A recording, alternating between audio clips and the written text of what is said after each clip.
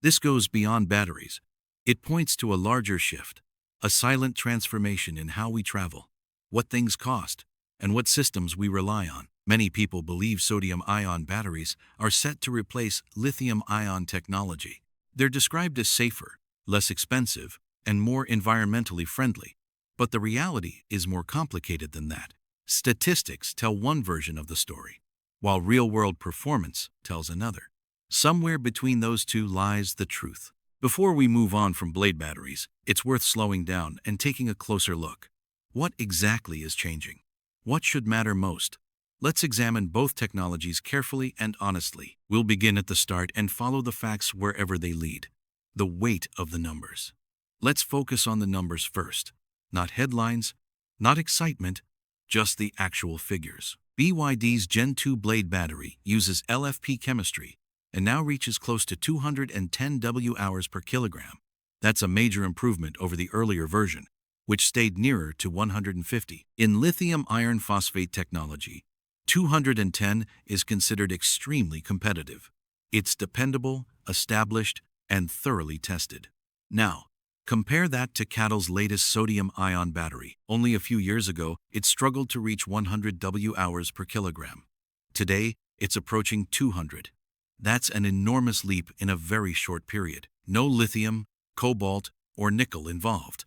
Just a completely different combination of materials engineered into something surprisingly capable. How did progress happen so quickly?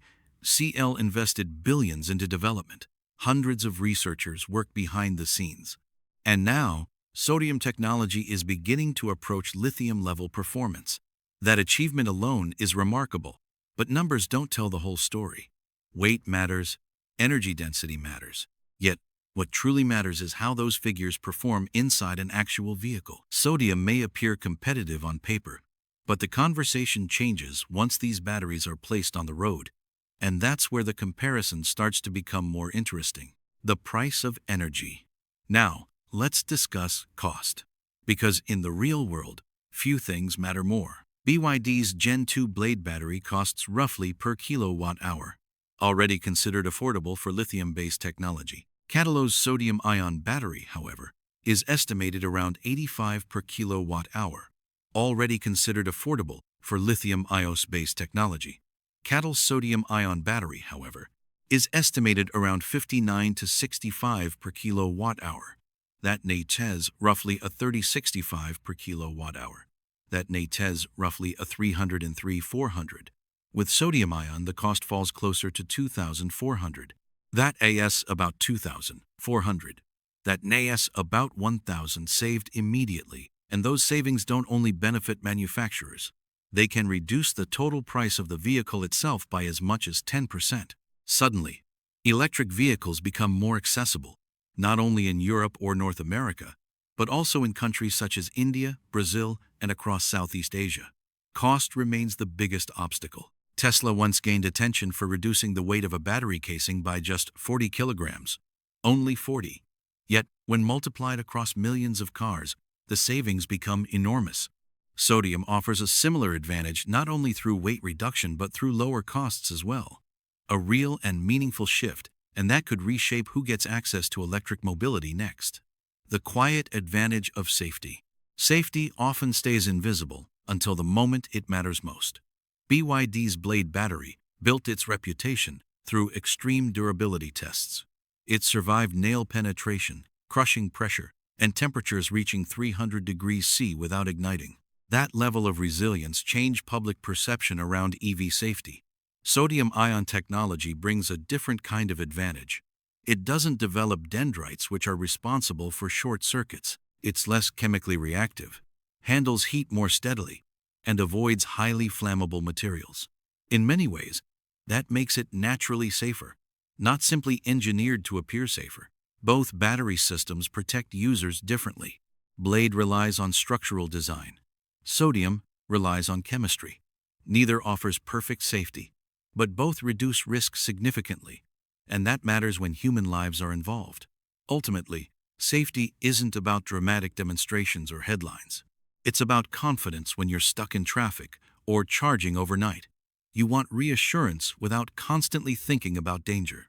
That quiet sense of trust is exactly what both technologies are trying to provide: durability and battery life. A strong battery isn't just one that performs well today. It's one that continues performing years later. The Gen 2 Blade battery can handle around 3,000 complete charging cycles. That translates to roughly 10 to 15 years of daily use, potentially covering up to 500,000 kilometers. It was designed for long-term reliability, and years of testing support that reputation. Sodium-ion batteries currently achieve around 2,000 cycles. That's still respectable, outperforming many older lithium systems, but it remains behind Blade technology. In hotter climates or during repeated fast charging, lifespan can decrease even more. And because sodium-ion batteries are still relatively new, there isn't enough long-term real-world evidence available yet. That doesn't mean the technology is unreliable, only that it hasn't been proven over decades. For short-range vehicles, urban driving, and everyday commuting, sodium works well. But for extended road trips or drivers planning to keep a vehicle for more than 10 years, Blade still maintains an advantage. Durability matters. It separates products that merely function from products that truly last. And for now, Blade continues setting the standard. And before continuing, don't forget to press the like button below. It genuinely helps support the reach of the video. Thank you. Speed matters more than we admit. Charging speed is something everyone notices, even if it's rarely discussed openly.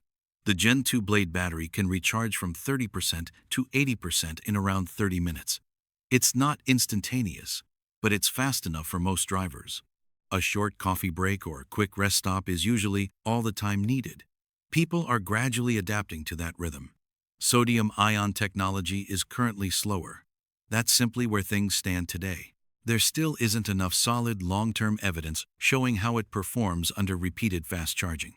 Some early reports sound encouraging, but widespread real-world proof is still limited. Until more sodium-powered EVs are widely used, certainty will remain out of reach. That doesn't make the technology poor, only less understood.